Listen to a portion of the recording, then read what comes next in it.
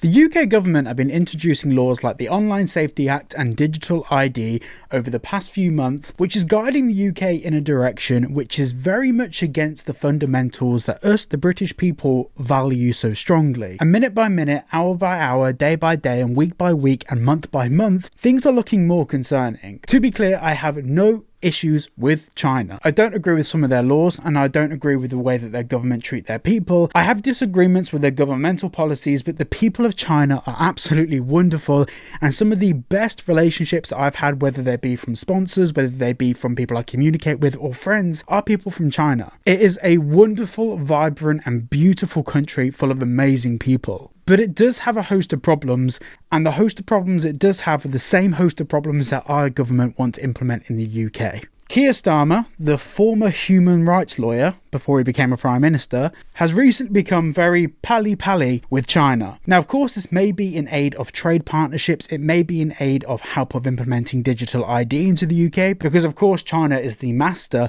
of implementing that into their own country. It may be in aid of future plans of the British government that we are not yet aware of. But a lot of weird things have happened, like some seriously weird things have happened in the past week. And we're going to talk about them. But this video is probably going to get demonetized like most of my videos. So a very quick thank you from today's video sponsor, Shortform. Before I go ahead and buy a book, I like to have a good understanding of the book and the author. And thanks to Shortform, this problem is solved. There's a lot of services out there that will try and summarize books for you, but no service even comes close to Shortform. Not only does Shortform have a team of expert writers that actually go through and summarize the books, but also, as you can see on screen, the amount of other things they offer compared to their competitors is leaps and bounds ahead of anyone else. Actually, within a week of using Shortform, I cancelled my subscription with Blinkist, which I have been using for 5 years. They also have master guides on different topics, so rather than summarizing one book, you can have a wealth of information for multiple books under each individual category. You can also use their browser extension to summarize web pages, videos, whatever it might be. You can summarize all of it. Recently, I've been making a conscious effort to understand mindset and my own mindset and how I tackle problems. And one of the books I've recently gone through is a book called Mindset. And well, to be honest, that deserves a whole video in itself. Essentially, what you need to know is Shortform's like the Netflix of books, and it acts as your gateway to tons of information by incredible writers for less than the cost of one book a month. Using my link down below, you get yourself a free trial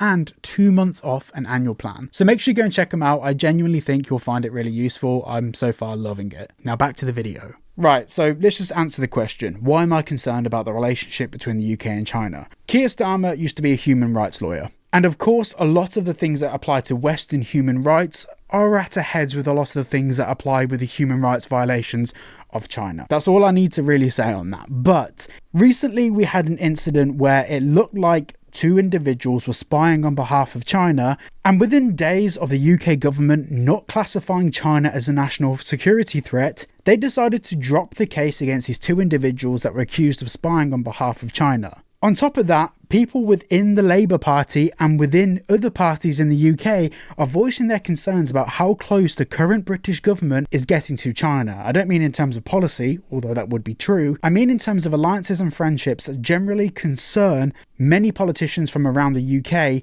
including ones that are currently within the Labour Party. People aren't happy about this, and nor should they be. Just to reiterate, China is a beautiful, vast, cultured country, and they do provide a lot for the world. I guarantee most of the things in this room are produced in China. But China is a nation that we can collaborate with and admire from a distance, but when it comes to governmental policy, human rights and institution, we should respect their values as being very different to ours and leave that as that. Differences shall be differences. Some policies in China are direct violations of the very things that we love and respect about the Western world, and some things just don't gel together. And with what the UK government's doing at the moment by pushing over things like Online Safety Act, digital identification, we're seeing a move towards a future for the UK which pretty much everyone in the UK has an issue with. Here's just a little excerpt from an article for you. Labour's softening stance towards China reinforced by dropped spy case. In an attempt to reset the relationship, the government is refusing to describe China as a national security threat, despite evidence to the contrary.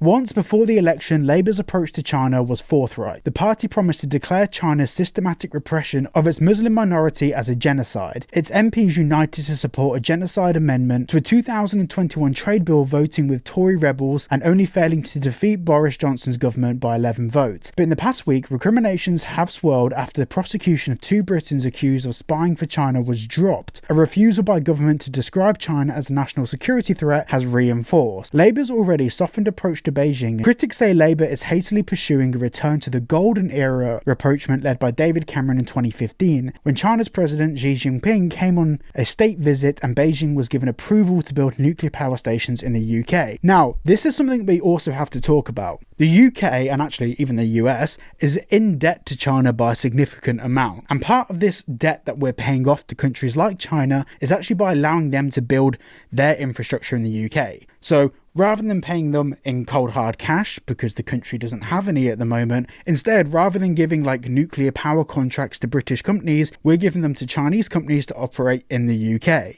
This applies to housing projects, HS2 railway, nuclear power stations, roadworks, maintenance. Pretty much most of the infrastructure in the UK is either solely owned or largely invested in by Chinese government-backed enterprises. Let me just quickly break this down. HS2 is the UK's new high-speed railway line costing around £65 billion by the time it's finished.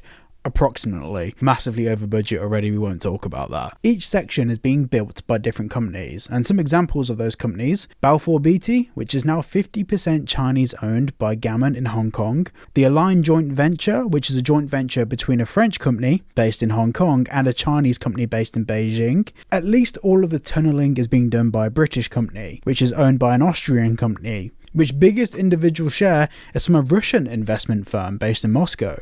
And the second biggest investment is China. As you can see, I'm painting a picture. This is already a worry, and this is a topic that I think deserves its own video. By the way, this isn't a problem that's unique to the UK. The US has the exact same problem, and people don't really know about it. Overall, the UK government's relationship with China is a little bit concerning. Like I need to keep reiterating in this video, I don't have a problem with the people of China, or their culture, or their people. I have a problem with our government striving to become more like China in many respects.